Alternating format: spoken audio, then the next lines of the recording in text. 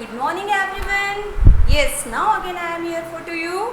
तो सबसे पहले हम यही जानना चाहेंगे कि आप लोग कैसे हैं, और हम भी यहाँ ठीक है, और आई होप कि you all are healthy in your home.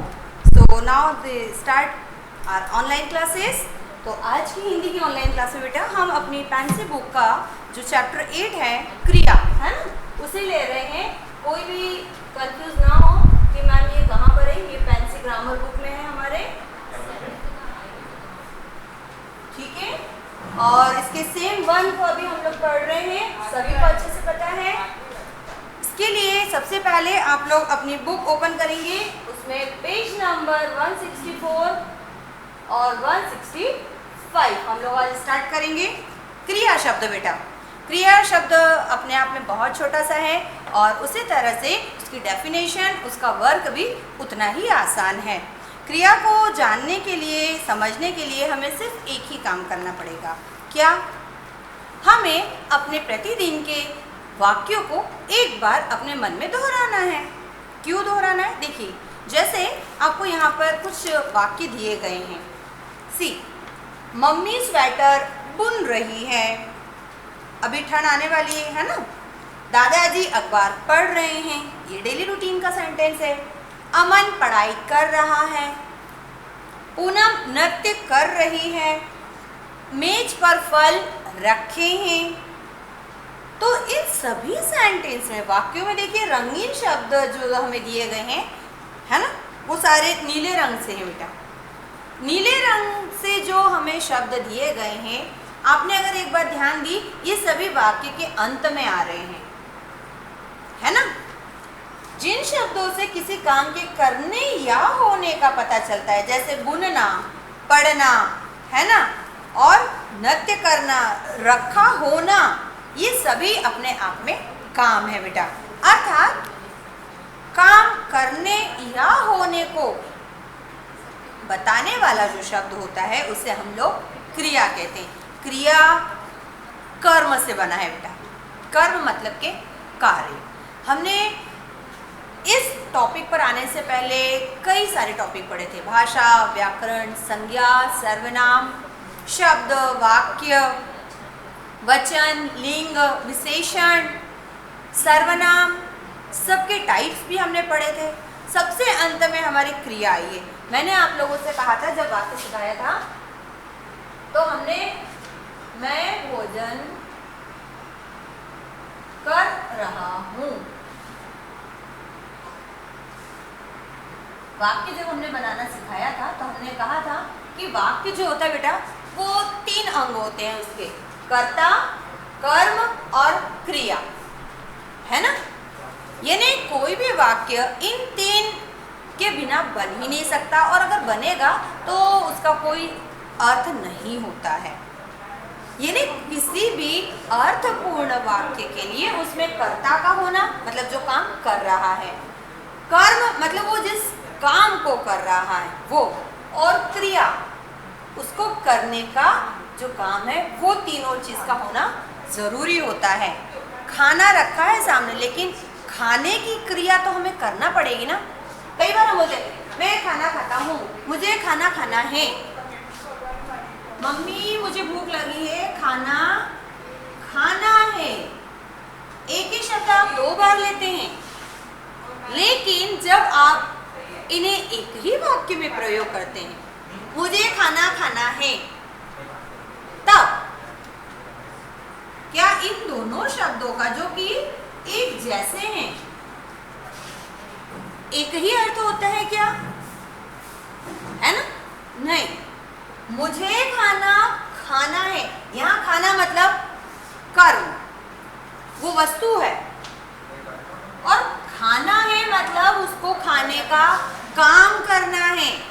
जो सामने खाना रखा है ना प्लेट में, उसको उठा के मुंह में डालने का काम करना है। उस काम को भी हम क्या कहते हैं?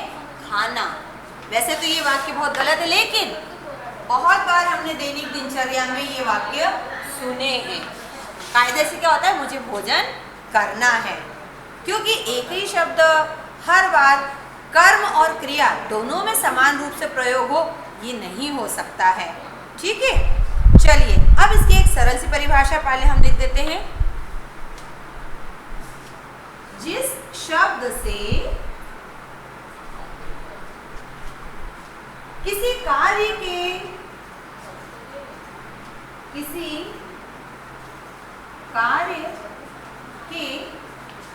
करने या होने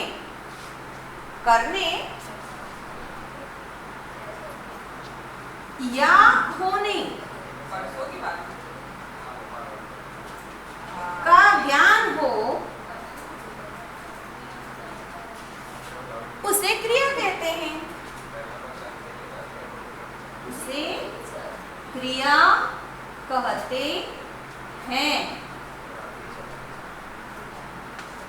ठीक है, जैसे मैं लिख रहा हूं, मैं पढ़ रहा हूं, मैं सोच रहा हूं, मैं क्रिकेट खेल रहा हूं, मैं तैर रहा हूं। ये नहीं कि तैरना एक काम है, लेकिन आप तैर रहे हैं मतलब उस काम को आप कर रहे हैं। पढ़ना एक काम है, पढ़ रहे हैं मतलब उस काम को कर रहे हैं। अब उन्होंने क्या बोला? करने या होने का ज्ञान हो। करने या होने का, जब हम वाक्य कहते बेटा और हम स्वयं के लिए कहते हैं, तब सामने वाले को ये पता चलता है कि हम काम कर रहे हैं उस क्रिया शब्द से। और जब हम किसी और के बारे में बताते हैं वाक्य में, तब उस वाक्य को सुनकर पता चलता है कि वहाँ पर कोई काम हो रहा है, जहाँ कोई व्यक्ति करने वाला नहीं होता है लेकिन फिर भी काम होता है, तो वो शब्द भी तो क्रिया ही हुआ ना। हवा चल रही है, कोई चला नहीं, लेकिन हवा चल रही है, चल रही है। उस शब्द से हमको क्रिया का ज्ञान हुआ, उस काम के होने का ज्ञान हुआ, इसलिए उसे भी क्रिया कहेंगे। मैं खा रहा हूँ, मैंने बोला रहा हूँ, मेरे काम करने का ज्ञान हुआ, तो उसे भी हम क्रिया ही कहेंगे। तो करना या होना कोई डिफरेंस नहीं होता, लेकिन इन दोनों स्थितियों को बताने वाला जो शब्द होता है वो होता है क्रिया। ओके, नॉर्मली आप लोग इसे इंग्लिश में शायद वर्ब कहते हैं।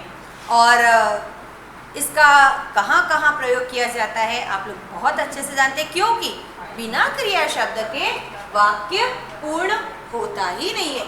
एक बार कर्म के बिना वाक्य बन सकता है, मैं जाता हूँ, मैं जाता हूँ। कर्म के बिना भी सिर्फ कर्ता था और क्रिया थी, है ना। जैसे मैं जाता हूँ, देखिए जाने का काम हो रहा है, मैं जाता हूँ। यहाँ पर मैंने कोई कर्म यूज नहीं किया है, लेकिन वाक्य बन गया है। लेकिन अगर मैं कहूँ कि इसमें से क्रिया हम हटा दें या क्रिया लगाए नहीं, तो आपका वाक्य कभी भी पूर्ण नहीं हो सकता। आपके मन के जो भाव है बेटा, वो कभी भी अच्छी तरह से क्लियर हो ही नहीं सकते हैं, है ना। इसका मतलब बिना कर्ता और बिना क्रिया के वाक्य बनना असंभव है। असंभव क्यों है? क्योंकि उसका सही अर्थ ही नहीं प्रकट हो पाएगा बेटा। ठीक है, चलिए अब हम इसके आगे बढ़ते हैं। आगे कैसे बढ़ते हैं? क्या क्रिया एक ही तरह की होती है? वचन 2 प्रकार के थे, लिंग 2 प्रकार के थे, विशेषण 4 प्रकार के थे, सर्वनाम 6 प्रकार के थे, संज्ञा 5 प्रकार की थी। तो फिर हमारी क्रिया भी नॉर्मली एक तो नहीं हो सकती है, क्योंकि क्रिया भी हम लोग हमेशा एक नहीं करते हैं। जिस प्रकार हमारे कार्य अलग अलग होते हैं, उसी प्रकार हमारी क्रियाएं भी तो अलग अलग उसमें बढ़ जाती हैं। सिंपली अभी आपने डेफिनेशन पढ़ी है ना, कार्य के करने या होने का ज्ञान, यानी कि करा या हुआ, वो दोनों ही क्रिया होता है।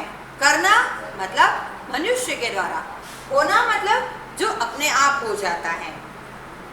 यहीं से हमको पता चल जाता है कि अगर 2 स्थितियों का मतलब एक ही होता है, यानी इसके टाइप्स भी कितने हो जाएंगे? 2 हो जाएंगे, है ना।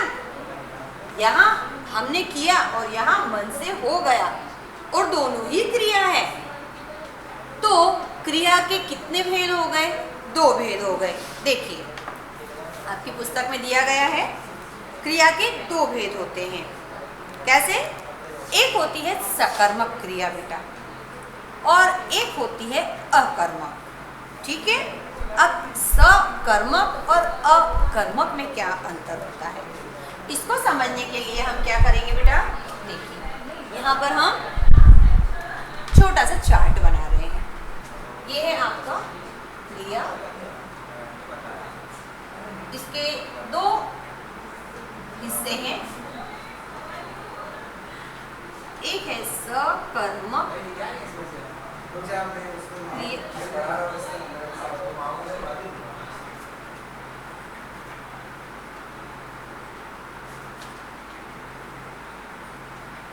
सकर्मक क्रिया और इसका दूसरा भेद है अकर्मक क्रिया। अब इन दोनों में क्या अंतर है या इन दो प्रकारों की आवश्यकता हमें क्यों पड़ी है, ठीक है। जैसा कि पूर्व में हमने बोला कि कुछ क्रियाएं मतलब कुछ काम किए जाते हैं और कुछ काम हो जाते हैं, है ना। सकर्मक क्रिया हम पढ़ लेते हैं पहले। सकर्मक क्रिया का अर्थ है कर्म के साथ रहने वाली क्रिया, कर्म के साथ रहने वाली क्रिया।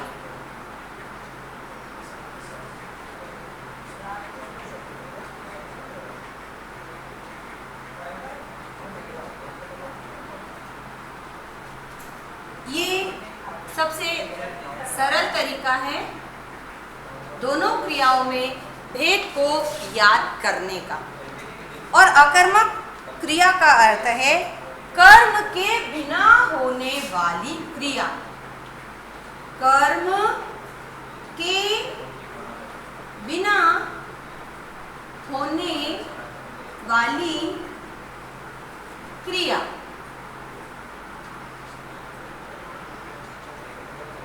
चलिए, जब हम ये डेफिनेशन लिख लेते हैं बेटा तो हमें क्रियाओं में भेद करना आसान हो जाता है। कैसे, देखिए, सकर्मक क्रिया का अर्थ है कर्म के साथ रहने वाली क्रिया। कर्म अर्थात काम, अर्थात क्रियाओं का कर्म होता है उसे सकर्मक क्रिया कहते हैं। जैसे जैसे एक उदाहरण, राजीव पुस्तक पढ़ता है, पुस्तक पढ़ता है। एक और उदाहरण, मीरा पत्र लिखती है, लिखती है। या फिर माँ खाना बनाती है।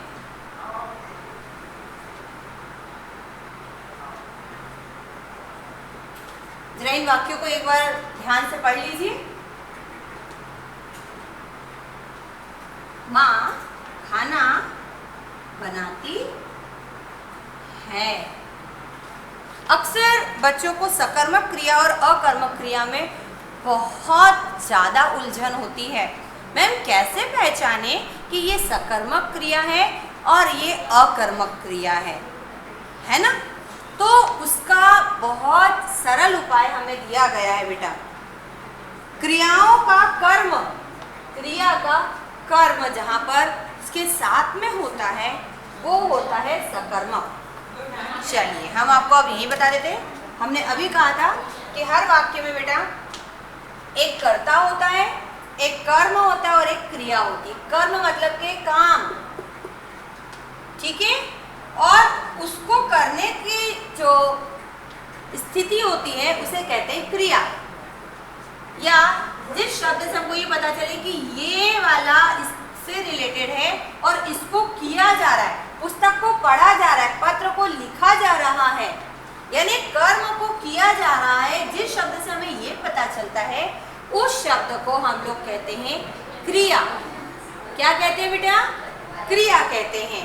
अगर मैं यहाँ पर ये शब्द ना लिखूं, मैं खाना है, मेरा पत्र है, तो अगर हम क्रिया शब्द नहीं लिखेंगे तो आपको कभी भी ये नहीं समझ में आएगा कि आखिर मेरा पत्र है। अरे मीरा तो एक इंसान है, वो पत्र कैसे हो सकती है? या माँ खाना है, माँ खाना है? क्या तुम्हें माँ को खाना है या तुम्हारी माँ खाना है? कोई डिश है क्या वो? नहीं। क्रिया जब हमने लगाया तब हमें उस पूरे वाक्य का अर्थ स्पष्ट हुआ।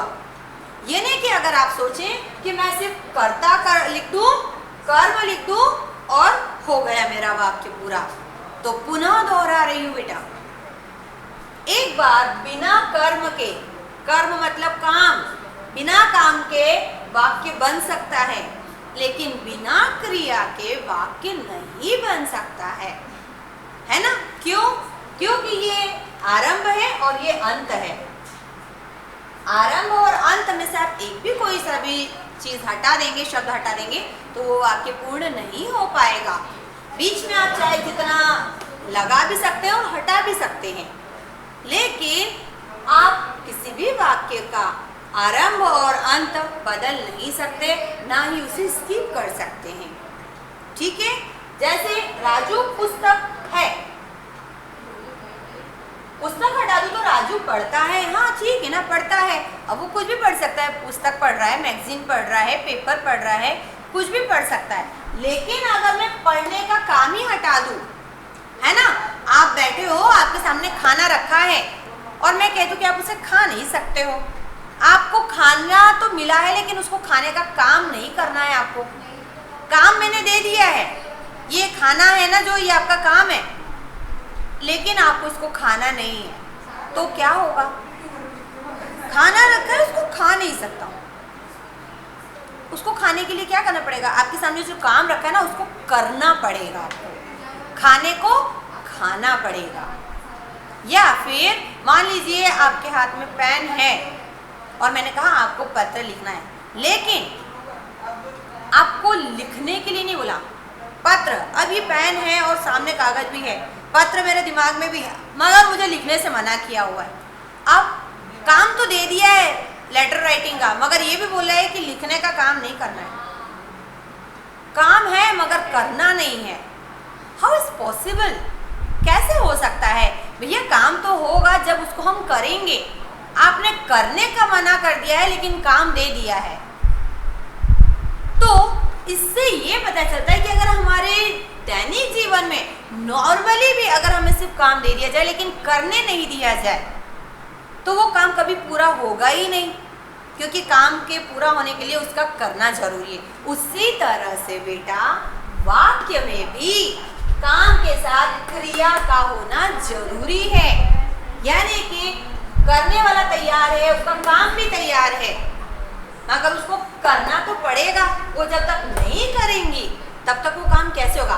माँ खाना है, सब तैयार रखा हुआ है सामान, माँ भी तैयार है, लेकिन बनाने से मना कर दिया है उन्हें बोला है कि सबको खाना चाहिए, मगर बनाने को नहीं बोला है।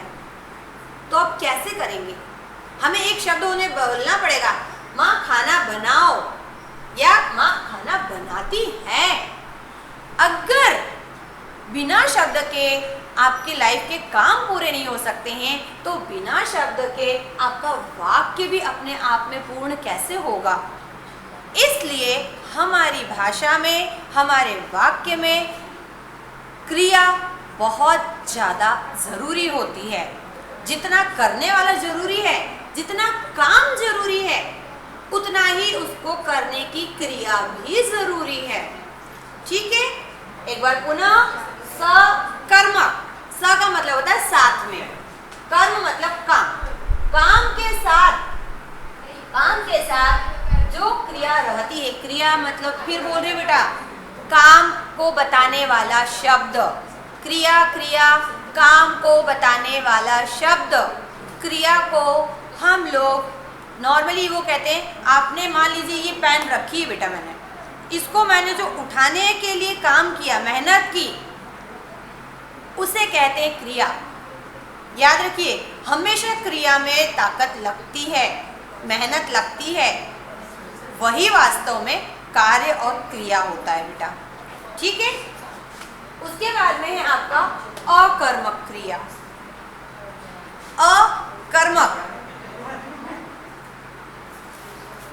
अकर्मक का अर्थ है कर्म के बिना होने वाली क्रिया। जिस क्रिया के करने या होने के लिए कर्म की आवश्यकता ही नहीं होती, मतलब वहां अगर काम नहीं भी होगा ना, जैसे ये, उसे कहते हैं अकर्मक क्रिया।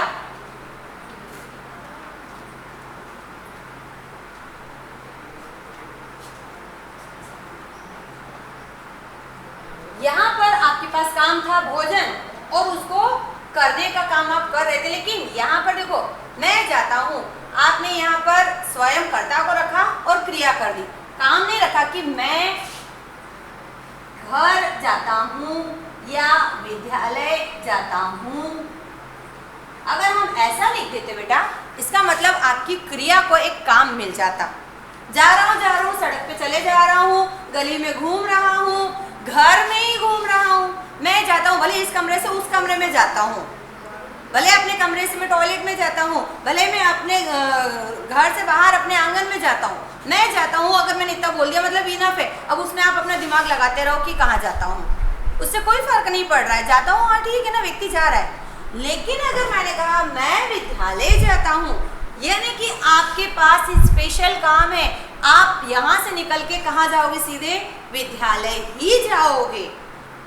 लेकिन अगर मैंने आपको काम नहीं दिया है, ये विद्यालय नहीं दिया है, मैं जाता हूँ, मतलब इसमें क्या हुआ, क्रिया के साथ में काम है ही नहीं, तो ये सेंटेंस कैसा हो गया, अकर्मक, बिना काम वाला।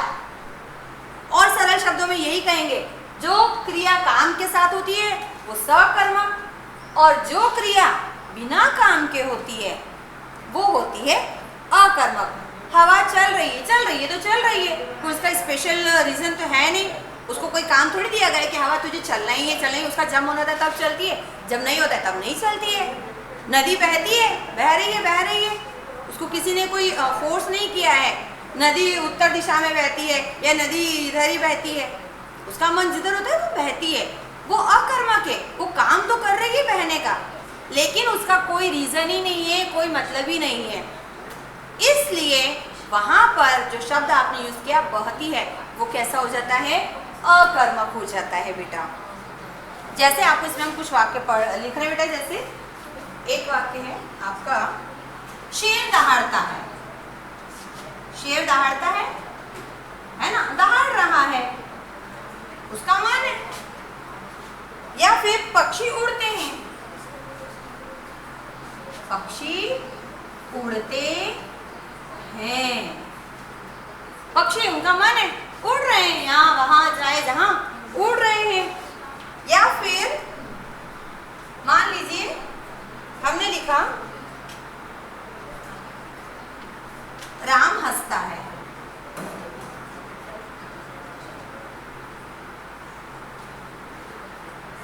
ना, ऊपर लिखे वाक्य, शेर दहाड़ता है, सिमरन नाचती है, हिरन दौड़ते हैं, पक्षी उड़ते हैं, या राम हंसता है, इन वाक्यों में दहाड़ना, नाचना, उड़ते हैं, ये शब्द क्रिया तो है बेटा, लेकिन क्रियाओं को करने के लिए काम की जरूरत नहीं है, कर्म की आवश्यकता नहीं हो रही है, इसलिए ये क्रियाएं कैसी हैं, अकर्मक है। ये इनके आगे कोई काम लग गया तो ये सकर्मक हो गई, इनके आगे कोई काम नहीं है तो ये क्रिया तो है, लेकिन कैसी है बेटा, अकर्मक है, बिना काम की हो रही है। शेर दहाड़ता है, दहाड़ रहा है, जब मन पड़ता है रात में, दिन में, नींद में भी दहाड़ने लग जाता है, जंगल में अकेला बैठा हुआ दहाड़ता रहता है। लेकिन अगर मैं कहूँ शेर जंगल में दहाड़ता है, मतलब एक शेर है जो पर्टिकुलर जंगल में रहता है और दहाड़ता है, लेकिन अगर मैं कहूँ शेर चिड़ियाघर में दहाड़ता है, यानी जो शेर चिड़ियाघर में बंद है वो दहाड़ता है, तो जहाँ पर क्रिया के साथ में कर्म नहीं होता या बिना काम की जो क्रिया होती है बेटा, वो होती है अकर्मक क्रिया। ठीक है, एक बार आप सेंटेंस पढ़ लीजिए, फिर हम इसमें पहचान आपको बता देते हैं कि सकर्मक और अकर्मक में मेन पहचान क्या होती है।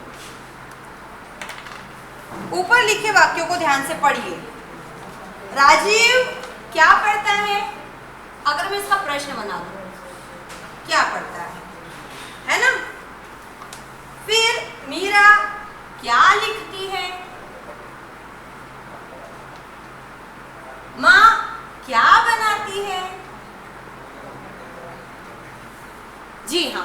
सकर्मक क्रिया को पहचानने का एक सबसे सरल तरीका होता है बेटा, क्रिया से पहले क्या लगाकर प्रश्न करने पर जो उत्तर प्राप्त होता है उसे कर्म कहते हैं।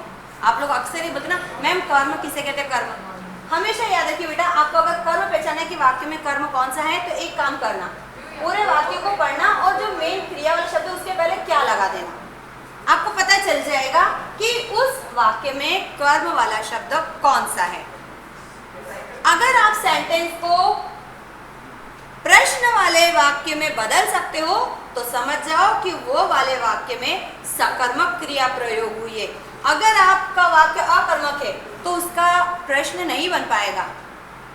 राम हंसता है, राम क्या करता है, क्रिया और प्रश्नवाचक शब्द हमें दोनों लगाने पड़े तो उससे प्रश्न नहीं बन पाता है। ठीक है, तो इस चैप्टर को हम अपना यहीं फिनिश करेंगे, लेकिन याद रखिए जिस क्रिया के साथ कर्म हो उसे सकर्मक क्रिया कहते हैं, जिस क्रिया के साथ कर्म न हो उसे अकर्मक क्रिया कहते हैं बेटा। और क्रिया की बहुत सरल सी डेफिनेशन, जिस शब्द से हमको काम के करने का या वो कहीं पर हो रहा है उसका पता चलता है उस शब्द को हम लोग क्रिया कहते हैं।